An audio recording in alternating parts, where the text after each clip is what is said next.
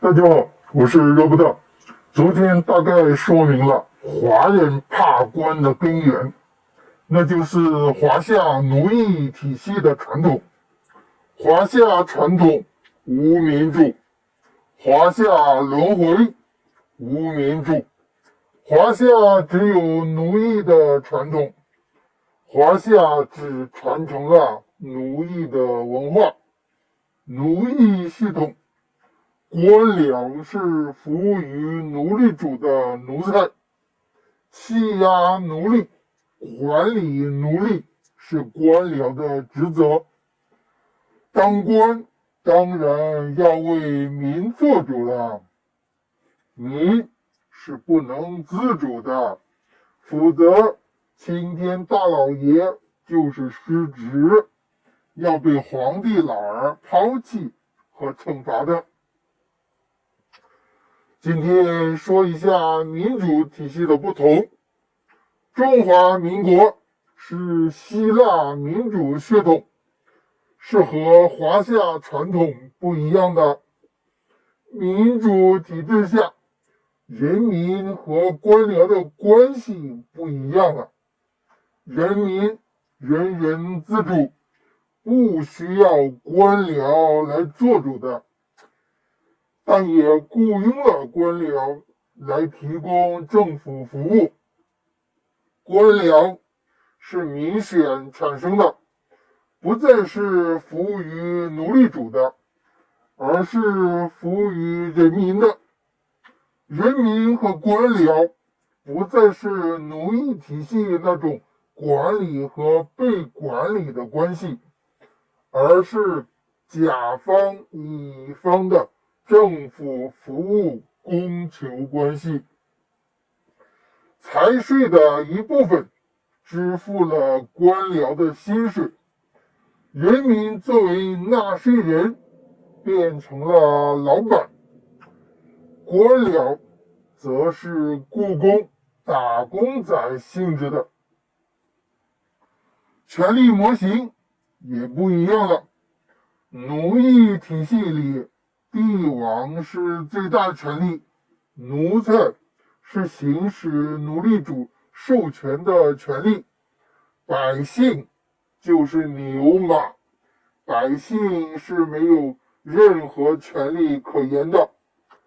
而到了民主体制下，人民谁也不能替别人做主，人民只能为自己做主，人人之间权利是平等的，而官僚通过民选和程序被人民授权来提供政府服务。奴隶主在民主体制下再也不复存在。当然，古希腊和美国建国初期还是有奴隶的。目前不能有奴隶已经成为民主的标准之一了。昨天讲了，华夏是掠夺者的天堂，民主社会则是交易者的乐园，因为奉行不侵害他人、不强迫他人的自由原则。自由贸易则是民主社会的主要经济活动形式，也就是自由市场经济。这种经济环境下，生产者模式和交易者模式是财富的重要且主要获取方式。掠夺者模式是被法律定性为犯罪的。交易者模式是非常重要的社会资源流通的主导者，商人因此成为了民主社会的重要群体，可以说是核心群体。改天再展开继续说这个核心性质的原因。继续说官僚的问题。在民主社会做官，是作为乙方为国民提供政府服务，并非是华夏传统的青天大老爷那样子的官。民主社会，如果你不是公职，你是没有权利和职责或义务为公众提供政府服务的。我希望民主派人能更多的站出来，所谓名不正言不顺，一个民间人士如何指导政府工作呢？中华民国大陆临时政府有很多职位的，行政院、立法院、监察院、司法院、考试院，还有临时国会，需要很多人力来运作起来。虽然中华民国大陆临时政府还没有任何财税可以给公职发薪水，但是可以欠着嘛。我们不应该让任何人无偿奉献，因为民主的目的是每个人的个体利益、政治利益和经济利益。